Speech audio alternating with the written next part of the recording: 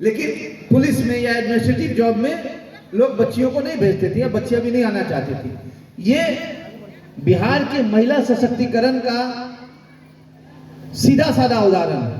और जो बिहार सरकार ने शिक्षा में क्रांतिकारी परिवर्तन लाया है, आप सभी लोगों के लिए रोजगार और नौकरी की व्यवस्था की, उसी का ये प्रतिफल है। मैं चाहूंगा कि आप अपना एक्सपीरियंस जो आप 1 क्लास से आपने पढ़ाई की, कैसे पढ़ाई की, बिहार सरकार का कौन कौन सी योजनाओं का लाभ आपको मिला और कैसे आप अपने लक्ष्य को निर्धारित की और कैसे आप आगे बढ़ी, मैं चाहूंगा कि अपना पूरा एक्सपीरियंस इन बच्चों से, अभिभावकों से शेयर करें, ताकि ये भी आगे अपने करियर बनाने में आपकी करियर को सुन के ये थोड़ा इंस्पायर हो और आगे बढ़े। बताओ। आदरणीय सर, मेरा प्रणाम। मैं बताना चाहती हूँ कि मेरा नाम पूनम कुमारी है। मैं नालंदा जिला के वासी हूँ। मेरे पिताजी पोस्ट ऑफिस में हैं और मैं 3 बहन हूँ, मेरा भाई नहीं है। तो एक महिला होने के नाते मैं यही बताना चाहती हूँ कि जब मेरा भाई नहीं रहने के कारण गांव में ताना, समाज में ताना दिया जाता है कि इसका लड़का नहीं है। मेरे पिताजी चाहते थे कि मैं प्रोफेसर बनूं, इसलिए मेरा लास्ट एजुकेशन बीएड है। तो मेरा तो ये घर और जो एजुकेशन जो क्लास से कोचिंग जाते थे बिहार शरीफ में, उसके बीच में पुलिस लाइन आती थी। तो हमको भी स्टार्टिंग से गवर्नमेंट स्कूल में पढ़े तो सब बहुत सारा प्रोत्साहन का लाभ उठाया, जैसे कि पोशाक हो गया, साइकिल योजना हो गया। तो हम साइकिल से करीब 12 किलोमीटर तक पढ़ने के लिए बिहार शरीफ जाते थे। उसी रास्ते के बीच में पुलिस लाइन आती थी, तो जब कांस्टेबल लोग जो भी है वर्दीधारी रोड पर जब अपना ड्यूटी करते थे तो वहाँ पर मेरे साइकिल का ब्रेक लग जाता था। देखते थे कि मतलब कैसे पढ़ाई कर रहे हैं, कैसे यहाँ तक पहुँचे हैं। हम हर किसी से पूछते थे कि मैडम या सर आप बताइए कहाँ से पढ़ाई की है, कहाँ यहाँ तक कैसे आप पहुँचे। तो बोलते थे बाबू अभी जो भी स्कूलिंग का पढ़ाई है कंप्लीट करो, आगे खुद ही रास्ता खुलता जाएगा। तो वैसा ही चलता गया। कंपटीशन की तैयारी करते रहे। मेरा बीपीएससी का क्वालिफाई भी हम 50 में तो प्रोत्साहन भी लिए हैं, लेकिन इंटरव्यू क्वालिफाई नहीं कर पाए। 65 भी बीपीएससी 65 भी। बीपीएससी पास करने के बाद आप सभी लोगों को मालूम है कि सभी बच्चे हो या बच्चियां हो, किसी वर्ग के सभी को 50,000 रुपया बिहार सरकार देती है 50,000 रुपया कि आपका आत्मबल बढ़े और मेंस की तैयारी जो करनी है, किताब कॉपी या अन्य जो सुविधाएं हैं, वो उस 50,000 रुपया से ले और लेके मेंस की तैयारी करे और उसके बाद उससे फाइनल कंप्लीट करे। और ये खुशी होगी कि इस बार जो प्रगति मेहता, क्या नाम है उसका, प्रियांगी मेहता, जो टॉपर है बीपीएससी की, प्रियांगी मेहता, वो भी इस योजना का लाभ लेकर टॉपर बनी। आप ये समझ लीजिए, बीपीएससी में जो प्रोत्साहन राशि, मुख्यमंत्री प्रोत्साहन राशि जो दी जा रही है, उसका लाभ लेकर और वो अच्छे से उसने पढ़ाई की, किताब कॉपी और बाकी चीजें इस योजना का 50,000 रुपया लेकर उसने खरीदा और टॉपर बनी पूरे बिहार में। बताओ आगे। इसलिए पढ़ाई के लिए पैसा जरूरी नहीं है, पढ़ाई के लिए हौसला जरूरी है। आप जब अपने आप में विश्वास बना लीजिए कि हमको यहाँ तक पहुँचना है तो रास्ता अपने आप बनेगा। कंटिन्यू पढ़ाई करते रहिए।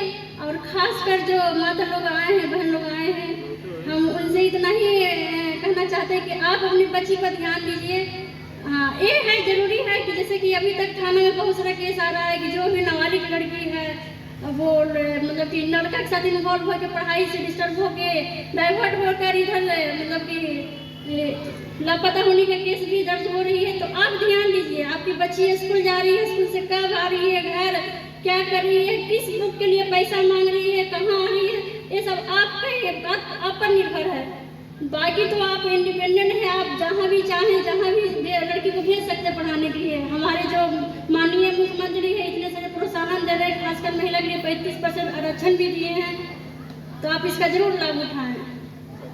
ये एक बात मैं और जानना चाहूंगा तुमसे कि 10th पास करने के बाद 10,000 रुपया आपको मिला होगा? जी बिल्कुल। 9th में आने के बाद इनको साइकिल मिला, तो साइकिल से ही स्कूल जाती थी 12 किलोमीटर। और 10th पास करने के बाद आपको 10,000 रुपए की राशि मिली होगी। जी। उस राशि का आपने क्या किया? सर उस राशि का जब हम 11th में कोचिंग में एडमिशन लिए तो हमें अभी भी याद है सर, उस समय कोचिंग पंकज त्रिपाठी सर थे, 6,000 उनका फी था, लेकिन मेरे पास उतना राशि नहीं था सर। 4,000 रुपये हम दिए थे उसके बाद जो भी फिजिक्स का केमिस्ट्री का सारा कोचिंग पकड़े ना सर, उसी में चलिए, पैसा उससे मिला। उस पैसे को इन्होंने शिक्षा में खर्च किया। वो 10,000 रुपया इनके लाइफ के लिए बहुत बड़ा वरदान साबित हुआ। आप सोच रहे हैं कि 6,000 रुपया भी इनको देने के लिए नहीं था, तो उस पैसे में से 4,000 रुपये इन्होंने दिया और 2,000 रुपया माफ कराया।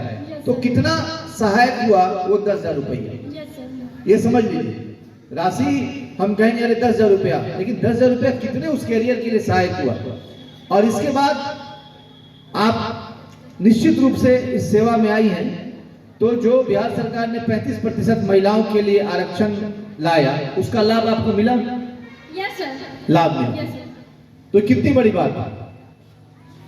पूरी 65वीं बीएससी का 50,000 स्कॉलरशिप भी हम हासिल किए। हाँ, और पीटी के बाद 50,000 रुपया वो भी मिला इनको। उसको वो पैसा क्या क्यों जमा कर दी होगी? नहीं सर, वो उस समय मेरा बीएड का, अच्छा, बीएड में उन्होंने एडमिशन लिया था उस पैसे से। देखिए, तो मैं यही कहना चाह रहा हूं, बिहार सरकार यही कह रहा है कि पैसा नहीं है मेरे पास, इसका बहाना नहीं बनाना है अभिभावक को। हम लोग गांव में जाते हैं, इतना दुख होता है जब अभिभावक कहते हैं, हम पूछते हैं कि आपका ये बच्चा क्या कर रहा है, तो सर पढ़ाई छुड़ा दिए, कहाँ पढ़ पा रहा है, पैसा नहीं है। आप ये बताइए कि पैसा कहाँ बाधक है किसी बच्चे के कैरियर के लिए। बिहार सरकार ने ऐसी योजना लाई है, और इसके बाद ही नहीं, क्योंकि ये तो एएसआई बन गई, इसके बाद भी जैसे आपको +2 आपने कर लिया, आप में टैलेंट है, आप इंजीनियरिंग कंप्लीट कर गए, मेडिकल कंप्लीट कर गए, उसके बाद भी सरकार आपको 4 लाख रुपए का दे रही है इंजीनियरिंग कॉलेज में फी भरने के लिए, मेडिकल कॉलेज का फी भरने के लिए, नर्सिंग कॉलेज का फी भरने के लिए, बीएससीएजी के लिए, एमबीए के लिए, बीबीए के लिए, डीआरसीसी में स्टूडेंट क्रेडिट कार्ड योजना जो है उसके माध्यम से। और वो पैसा आपको जब आपको नौकरी ज्वाइन करना है, वो अभिभावकों का बर्डन नहीं है। वो जब बच्चा नौकरी ज्वाइन कर लेगा, इंजीनियरिंग का करके, मेडिकल करके या कोई भी करके, तब वो धीरे धीरे पैसा 4 लाख रुपया चुकता करना है।